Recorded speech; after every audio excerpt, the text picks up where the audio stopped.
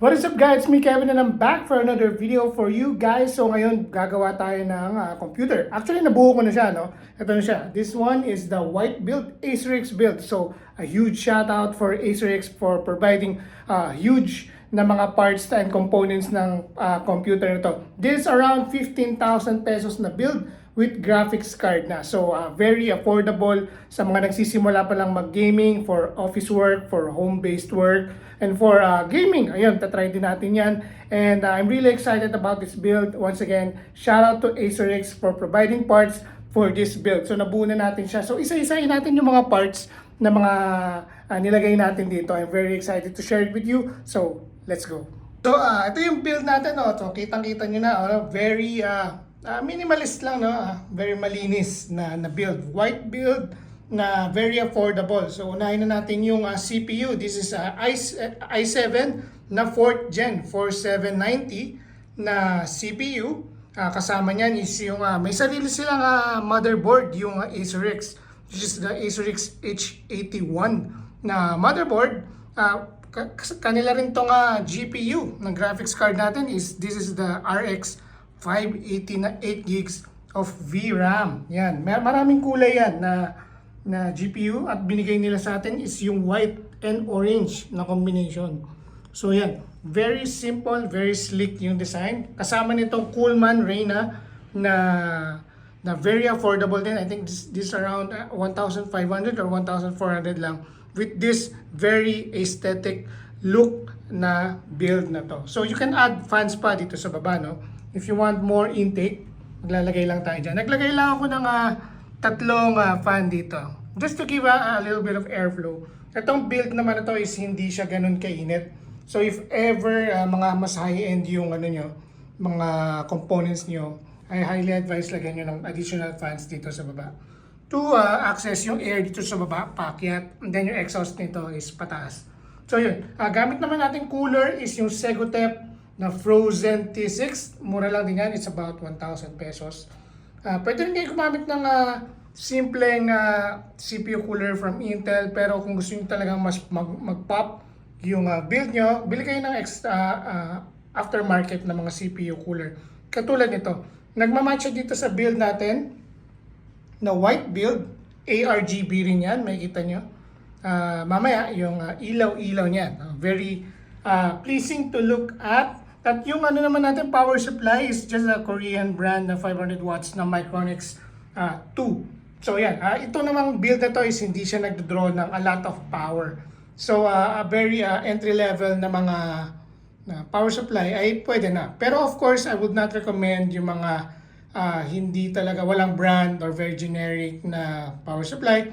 This one is okay for this build, pero of course, if may pera kayo, I would offer a branded na may 80 plus bronze or pataas na mga power supply. So ito yung likod niya. Yan, AIO. Yan, power supply. So yan, I'm very excited to share with you, no? So yung RAM sticks natin is from AcerX din. Dalawang 4 gigs yan na memory sticks, DDR3, 1600 MHz na RAM sticks. So yan, very simple na walang heatsink na RAM sticks, no. I'm good with it. So hindi naman siya masyadong kita, pero syempre kung gusto niyo mas maganda yung nyo, bili kayo ng mas okay na RAM sticks na may heatsink. Dito meron din siyang filter, yung case natin yan, magnetic yan. Medyo madumi lang, no, kasi this one is nagamit ko before sa first build natin. Ito yan, i-review ko rin to, yung my personal build. This one, from white to black ako. Lahat yan, black yung mga gamit ko. So yun, dito muna tayo sa entry level. Once again, very affordable. 15,000, pesos build. Itong na to, or below. Depende yan sa, ililink ko lahat sa baba. Kung saan nyo pwede bilhin itong mga components na to. Try naman natin na paganahin. Maglaro tayo ng games. At check natin yung temps or whatever. So yan. Okay, so yan. Try na natin yung open. Nabuo na natin yung ating very very budget na 15,000 build na computer. Yan, on na natin. Nakabit ko na yung router. Dito yung mga games natin. Yun ay test natin. 1, 2, 3, go. So yan, gumagana. Yan, nakakabit yun dito sa monitor natin. Ito yung setup natin. Ito yung main na computer, which is naka-off. So yan, bumukas na, no? Mali pala yung nakabitan ko ng HDMI. Dito ako kinabit sa main computer. So yan, nakakabit na yan sa graphics card natin. Acerix RX 580 na 8 GB of VRAM.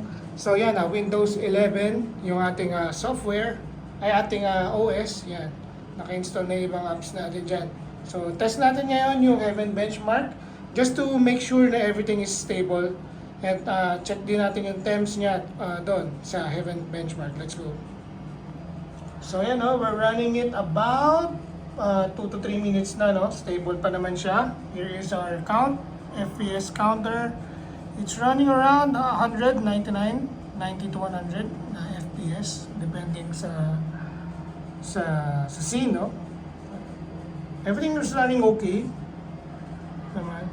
Ihintayin na lang natin yung result. So this is the RX 580, the 2048 SP version. Meron din yung 2304 na version which is a better variant itong RX 580. But this is more than enough, lalo-lalo na sa mga hindi masyado gaming intensive yung mga gagawin dito, no? So it's running very okay pa naman, no? Upon checking, very stable yung kanyang performance. But we'll wait on other games na i-check natin later. But for now, it's running good, it's running well. So update natin later. So yan, natapos ang ating Heaven Benchmark. Ito ang kanyang score. FPS is 101. So ang kanyang score is 2543. So yan. So ito yung specs niya. It's running i7 4790 at 3.6 GHz. Yan. And RX 580. Lahat tayo stock, no? Wala tayong in-overclock. This is a very raw na result. So yan. 100 FPS is it's a great start na, no? For a budget computer. So let's proceed with the next step. So let's go. Here, ito yung gameplay natin sa Yakuza 6. I'm using a keyboard and mouse. So far naman is yung FPS niya is around 60 to 70. Is yung graphics na is I think nasa low to medium settings. So yeah, naglalaro siya doon. So very smooth naman yung gameplay, no? Everything above 60 is smooth, lalo na sa ganitong presyuhan na computer. Yakuza 6, it's an old game, pero hindi naman siya ganun ka graphic intensive na game. Pero kinakaya pa rin ng computer natin kahit naka 4th gen siya na Intel. RX 580 lang yung natin graphics card. I think it's very acceptable. And here is for our second game. Meron siyang standard na graphics preset na setup. Meron din siyang high settings. Pero nag-stick lang ako sa standard settings, no, kasi baka hindi kayanin ng or naglalag siya. Unlock din yung frame rate natin to 120 frames per second. So yan, lumalagpas ng 60 frames per second yung ating game. Yung GPU temp natin is 71, 45 naman sa Intel natin na CPU. So kaya-kaya niya yung game na to, no? It's an anime game, RPG game. If mahilig kayo sa mga adventure, yan, it's like a Final Fantasy. It's story-based na RPG game. This is a good game para sa mga mahilig sa mga traditional na mga Final Fantasy games or anime, anything like that. It's a very good game to start. Maganda yung game, yung visual niya, yung characters. I'm really impressed by the visual quality and the story. Napakaganda. Inulit ko lang to, no? For ito yung unang scene. Nasa boat, nasa ship. As you can see, talagang kayang-kaya nitong setup na to, no? Kahit mura lang yung computer natin. Very smooth ang kanyang gameplay. Yeah. Very, very impressed with the performance. And price to performance, syempre. So, let's proceed with the other games. I've been running this for about 5 to 10 minutes. Hindi bumababa ng 60 frames per second yung kanyang FPS. And ayan, yung temp niya is very manageable. Sa GPU, hindi na pumapalo na 80 degrees. So ito namang third game natin, yung Senua's Saga na Hellblade 2. So part 2 ng game na merong, I think the game is about mental illness na marami nagsasalita sa sa isip niya, maraming bumubulong sa kanya. So yan, it's a very good narrative game, no? So muntik na tumanalo sa Game of the Year or one of the pag-uusapan talaga pag I'm not sure kung ano yung nangyari sa part 2, but it's not hindi siya ganun ka well received, no, compared dun sa part 1. But I haven't played this game, but for now the performance is 30 frames per second, nakalock siya. Everything's good, kaya-kaya ng graphics niya, no? So yan, the GPU is hovering around 74 degrees, so kaya-kaya niya. Very graphic intensive tong game na to, no? So kahit 8 gig lang yung natin, RAM natin, it's running at 30 frames per second. Medyo nagdi-dip lang siya ng konti. Sa 28, 29, it's not really smooth experience. But looking at this game, I think kaya naman to sa kung hindi kayo sensitive, no, sa mga 60 frames per second. 30 frames per second is still good. So if ever nakikita niyo dito, no, kaya niya i-lock sa 30 frames per second kasi game na to is talagang 30 frames per second.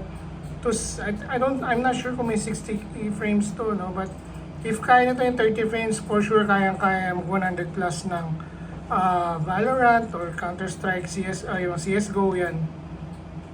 Kaya mag 100 plus nun kasi very graphic intensive tong game na to. Mabigat talaga siya. But for now, kaya niya. Tandaan na lang, lowest to medium settings. Tsaka naka-FSR tayo naka-enable yung FSR natin. Let's see the settings here. Graphics. Yan, naka-1080p tayo with AMD FS3. Turned on at tsaka naka-quality mode siya. So, yan. Global preset is low. But then again, kayang-kaya pa rin niya pagganahin yung game. Kahit na medyo luma na yung natin, mga parts, still capable pa rin to play a very intensive game like this one. So let's proceed with the next game. So this is the fourth game, no? This is called Alone in the Dark. Hindi pa natin siya nalalaro, but it's not really a heavy game in itself. So ito yung settings natin, high, unlimited frame rate, on din yung FSR, balance mo. So yan. So ito yung first part ng game. So yan, pumapalo siya ng 100 plus yung natin, yung FPS. For these settings, no, very smooth, very playable. Kasi malalaman mo naman at first kung talagang playable yung game. Unang sabak pa lang yan, if it's choppy, it's lagging, all throughout magiging ganun yung experience nyo. But for this 100 frames per second, it's more than enough. It's you'll have a great time playing this kasi very smooth ang kanyang yung movement. So ina-off ko lang yung motion blur. If you're not fan of a motion blur like I am, ina-off ko yung motion blur. So please excuse the glare sa screen, very sunny lang outside. So yan, hindi bumababa ng 150 frames per second. So maraming elements sa screen. So maraming niload yung graphics card, but kaya-kaya niya.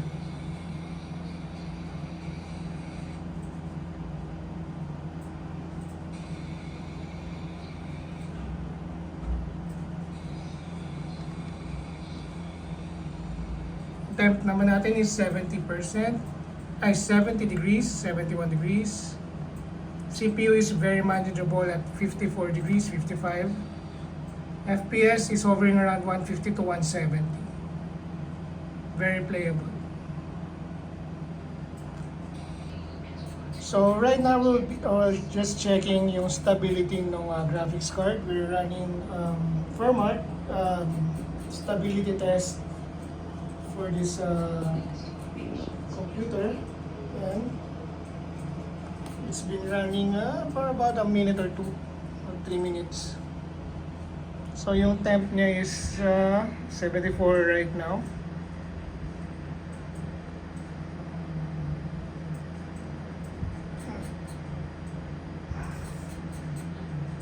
It's running 133 watts. It's 100% load. Hindi naman siya ganun kalakas sa kuryente. No?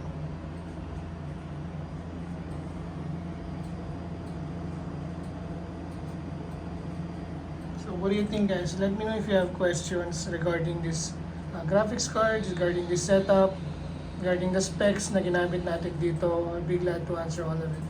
So that concludes the test of this computer. So yun nga yun, i-list down ko yung mga specs doon sa description kung saan nyo pwedeng bilhin. At shout out kay AcerX for sending parts for this build. And hopefully nakashare ako ng ideas sa inyo paano nyo bubuuin yung computer nyo. This only cost me around 15,000 or less, depende kung saan nyo nabili yung mga parts. At kung puro bago yung nabili yung parts, of course mas mataas yung magiging build nyo. But for me, it's a mix of second hand, but 80% ng parts dito is brand new. So yan, umabot lang ako ng less than 15 to 15,000. So hindi ko pa masyado na finalize yung That's with 1 terabyte na SSD. Ayun, with all the case fans, ayan yung power supply, yung CPU cooler natin. Nag-upgrade tayo ng CPU cooler para mag-match dun sa setup natin ng white build. So yun, thank you guys for watching. Hopefully nakatulong ako sa inyo. And if ever may questions kayo regarding this build or gusto niyo magpatulong mag-build ng around 15,000, if it's not Intel, okay lang din ang gumamit kayo ng AMD na CPU. It's really up to you. But for me, gumamit ako ng Intel with build RX 580 from AcerX. AcerX din yung RAM sticks natin. At ano pa ba yung AcerX natin? Yung motherboard. Shout out to AcerX once again for sending these parts for me to build, no, para sa inyo guys. So, thank you guys for watching. I hope na maging educational itong video. For some reason nakatulong ako sa inyo. Let me know in the comment section. Feel free to subscribe pag hindi pa kayo nakasubscribe. Smash that like button. Thank you guys for watching and I'll see you guys on my next video.